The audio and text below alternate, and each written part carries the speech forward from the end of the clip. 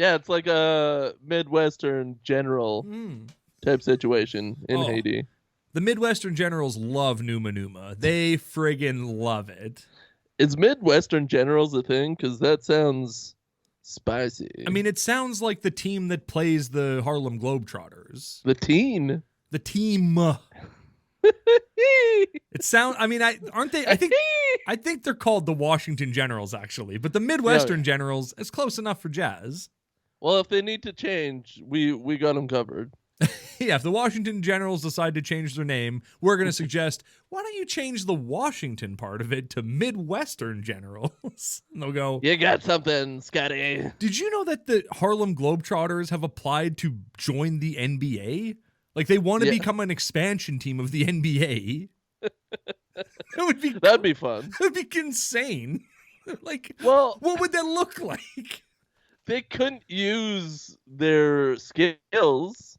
They'd have to play by NBA rules. But, like, all of those guys are very talented basketball players to begin with, but they should let them throw buckets of confetti at people and stuff like that. That's fun. Well, the regular NBA players would have to follow suit. Imagine the Harlem Globetrotters get in the NBA, and then the NBA slowly morphs over the course of, I don't know, 1 to 10 seasons. It slowly morphs into just Harlem Globetrotter League, where everyone plays Harlem Globetrotter style basketball. There's tons of moments where dudes just keep throwing the ball against the backboard, and another guy jumps up and catches it and throws it against the backboard. It'd be awesome. There's confetti everywhere. The NBA's confetti budget. The NBA saves its confetti just for the championship, but the Harlem Globetrotters are like, why not use it every game? Every game with everyone. Hey, League, how about more confetti? Hey, League. Mind blown. What if we built you a giant bucket that you could hang in the rafters and fill with confetti? And then, much like us, the Harlem Globetrotters, you could pretend to throw this giant bucket of water in, quotation marks, onto the crowd, and then just confetti. Yes. Yeah. Could we build a bucket and fill it with the yiz of every man, woman, man in this building? Yeah, good one. Good save. Good save. Imagine having to play basketball for 60 minutes with a steady stream of confetti coming down on you. That'd be cool. Imagine having to play basketball for 60 minutes with just a raging boner the whole time. They should give every player a Viagra before playing. Yeah, I mean, some teams will have to settle for horny goat weed. Like, obviously, like the Lakers are going to get... Yeah, like the Lakers are going to get Viagra, of course. The Cleveland Cavaliers and the 76ers, the Golden Arches or whoever the hell that team is. Minnesota Timberwolves. The Timberwolves are getting horny goat weed, and they're thankful for that. They're like, well, they are Timberwolves, though. Well, exactly. They're eating it right off the forest floor. I would love watching an NBA game with everyone with crazy boners. Fully torqued. Just like... Oh, sorry, ref. People trying to, like, guard each other, post up, doing screens, just jamming their dinguses into each other.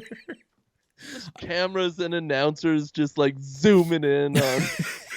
boners.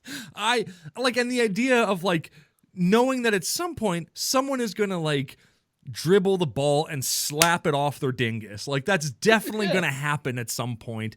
Maybe multiple times. Maybe someone will dribble with their dingus themselves. Could be. That's not against the rules. There's no rule that says you can't dribble the ball with your big old donger. That's totally within the rules. It could be a purposeful play when you're crossing the ball over. Instead of going to your other hand, you stop it with your dinger and then take a shot. You pump fake your dinger to the right, but then you're already headed left, and they've been watching your dinger the whole time, so they go to the right, and then now you're gone.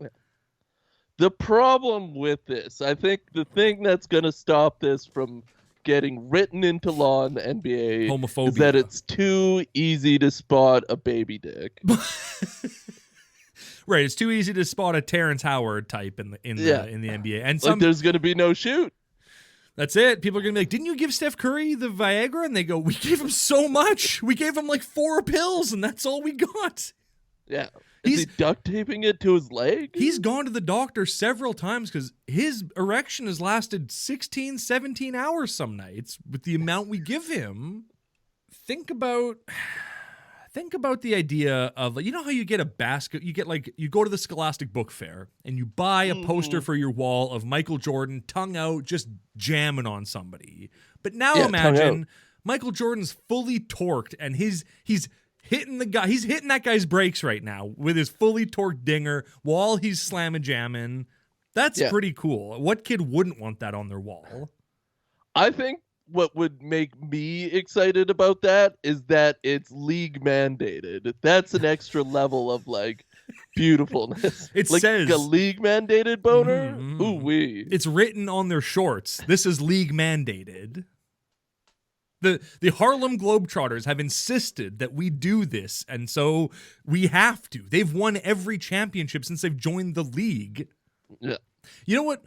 You've seen the movie Flubber, right? Oh yeah. Do you know what the best part of the movie Flubber is? No. So the goo? Yeah, the goo's pretty good. When the goo dances, that's pretty fun. But yeah. So at the end of the movie, Robin Williams puts Flubber on all the basketball players' shoes at this high school so they can. But all it does is make them jump 400 feet in the air and slam into the ceiling and die. And so it's just crazy. But the opposing coach comes up to the ref and he's like, "What is this? Like, these guys are jumping like 70 feet in the air. Like, this is ridiculous. This is clearly cheating." And the ref goes, "Hey, there's nothing in the rule book that says you can't jump too high." There's got to be a substance rule about goo, though. Right? Get your shoe goo out of here.